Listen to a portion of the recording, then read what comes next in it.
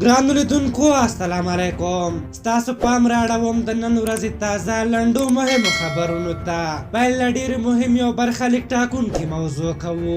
د امریکا د بهرنیو چارو وزیر مایک پامپیو له ولسمشر غني او وزیري رئیس ډاکټر عبدالله سره په تلیفوني خبرو کې ویلي چې له طالبانو سره د سولې په روانو خبرو او تاوتریخوالي کمولو کې د پام وړ پرمختګ شوی دی. پامپیو ویلي چې ډېر ژر به افغانان د دایمي سولې او ثبات شاهدان وي.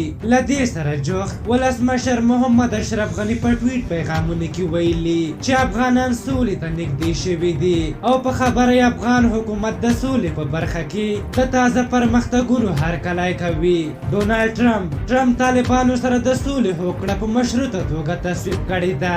نیویارک ټایمز د یو شمېر افغان او امریکایي چارواکو له خولې وایي چې ټرمپ په مشروطه توګه له طالبانو سره هغه هوکړه تصویب کړې چې له مخې به یې امریکایي ځواکونه له افغانستانه وځي.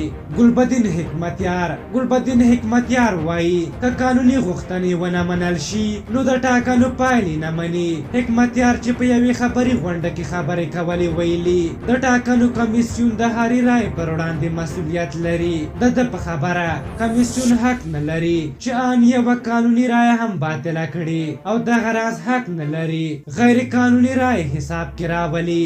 ده ویلي د دوی قانوني غوښتنې باید ومنل شي او که کمیسیون دا کار ونه کړي پایلې به ونه مني. منځ کې یو خبر له پاکستانه راخلو. هم جنس بازي د قانوني بڼه خپله کړي. د جنګ په نامه د یوې پاکستاني ورځپاڼې د راپور له مخې په دې هېواد کې ډېری ځوانانو له حکومته غوښتنه کړې ده چې هم جنس بازي د قانوني کړي.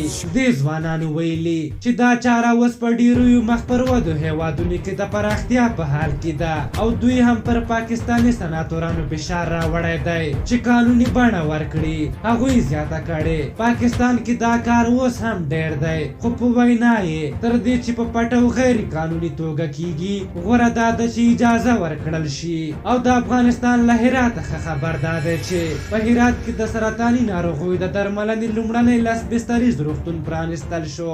د عامه روغتیا وزیر پیروز الدین پیروز د یاد روغتون جوړېدل د سرطاني ناروغیو د درملنې په برخه کې یو بنسټیز او مهم ګام بولي او زیاتوي چې یاد روغتون په بنسټیزو معیاري او مجهزو طبي وسایلو هم سمبال دی.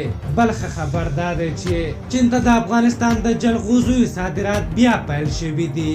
د راپورونو له مخې په چین کې د کورونا وایرس تر خپرېدو وروسته دغه هېواد ته پروازونو کې محدودیت راغلی و چې له امله یې تر 20 ورځو پورې د افغانستان د جلغوزیو صادرات هم په ټپه ولاړ و سوداګر وایي چې د پروازونو له پیلېدو سره سم صادرات پیل شوي دي او تېره ورځ 60 ټنه جلغوزي د هوایي دهلیز له لارې چین ته لېږدول شوي دي. په هر حال دا و د نن ورځې تازه لنډ او مهم خبرونه. تر بیا چې ستاسو چوپړ ته راځم پلی او بخښونکي خدای مو سپارم. د الله په امان.